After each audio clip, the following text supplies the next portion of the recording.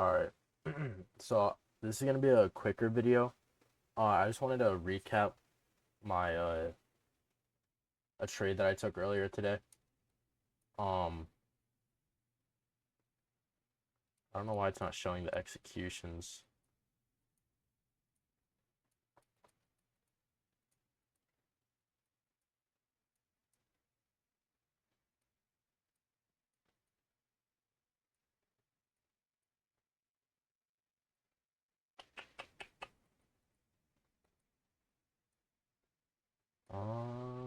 That's weird. I don't know why it's not showing the executions,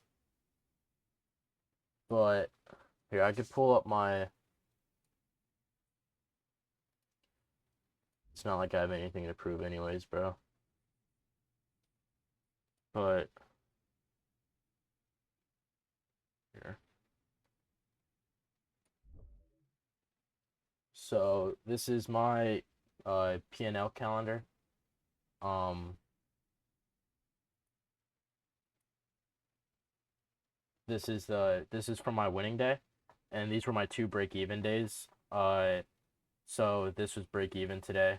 Um, I took two trades today, but I'm not gonna go over the second one because it wasn't a stupid trade, but I basically knew it was gonna go break even because it was a quick break even. But I'm gonna be mainly going over the first trade that I took today, um, which was this trade right here. This was actually during lunch hour, which I usually never trade lunch hour, but basically where it was open. This was open. So initially, what I wanted to happen was we had this huge run up off of open, and we were clearly bullish. I mean, we're pretty bullish on the higher time frame. Um, so I wanted us to have a continuation, and I wanted us to respect this 15-minute gap and get an entry down here at some point, but we just never got it. Um, I didn't really like how any of these candles closing, and anyways, we are not closing, but we just kept making lower lows, and so uh, we failed. We failed to close up here once we hit the 15-minute gap right here, and then we failed to close again above there, and then we failed to close again right here. So at this point, after we failed to close above here, for this time, I kind of just like threw in the towel for this idea, and I kind of scratched it out. And then we come down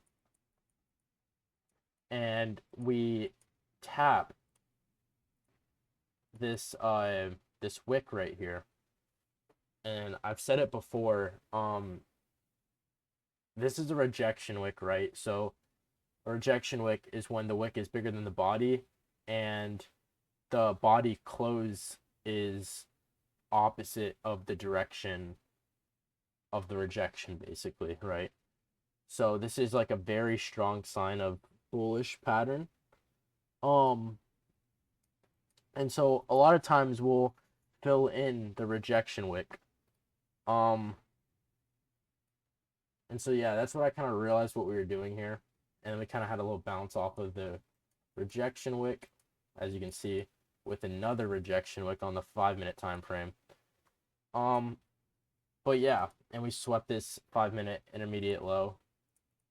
Um, so even though this wasn't the final fair value gap for the 15-minute time frame, it was the final fair value gap for the 5-minute time frame. Plus, we tapped into that 15-minute rejection wick, so I was still pretty comfortable taking longs. I was still building narrative around the long idea. Um, and so we had this run up, right?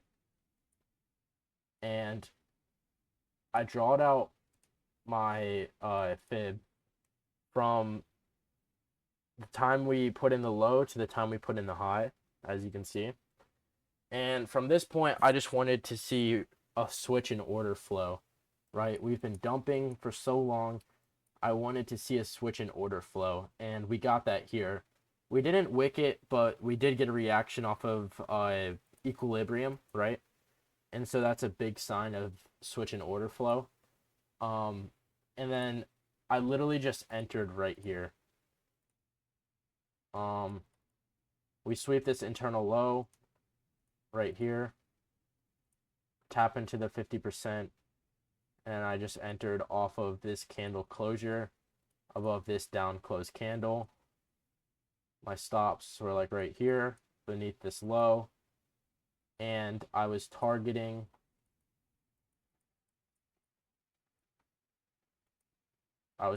this fair value gap at the top here, right about here. It would have been a $360 day,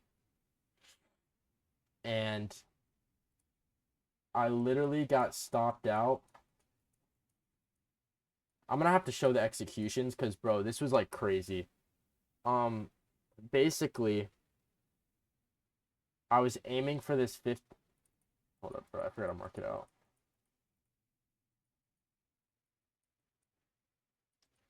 So this initial 15-minute gap right here was my break even. So this was my BE, and then my full TP was this 15-minute gap right here.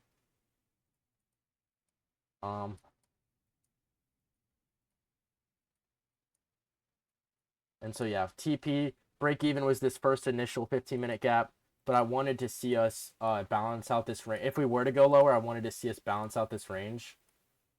And so this 15-minute gap is where I was aiming at. So yeah, this was the trade. And once we hit this break even right here, I moved my stop loss to break even. But whenever I do my break evens, I account for slippage, which is like really stupid of me because I'm working with such little capital that it doesn't like make any sense to like do this. But at the same time, it was like barely anything. But I moved my break even to literally a tick above break even. So it wasn't true break even. It was like a tick or two above. And so my break even was actually like right here where my cursor was. And yeah, as you can see, I got stopped out to literally the tick. If my break even was just at actual break even, it wouldn't have stopped me out. And we ended up running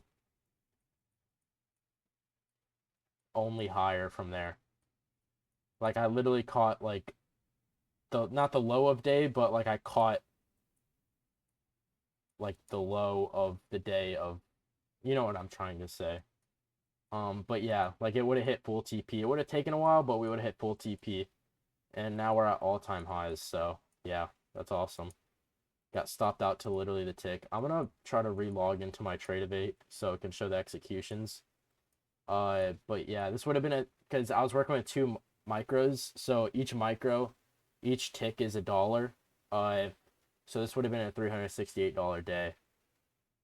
But instead I got put break even, which, like, bro, so fucking close, so brutal. But I did really like this trade. In my opinion, it was a really good trade. Here, hold up.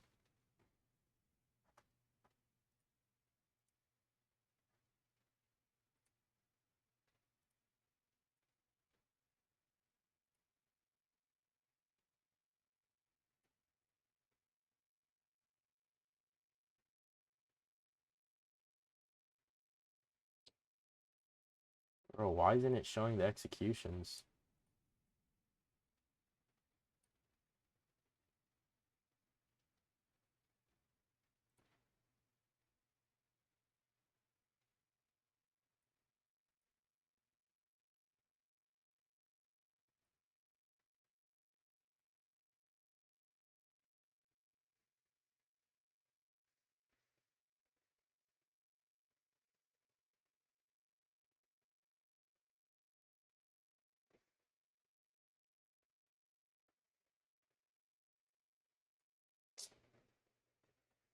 I have no clue why it's not showing the executions. But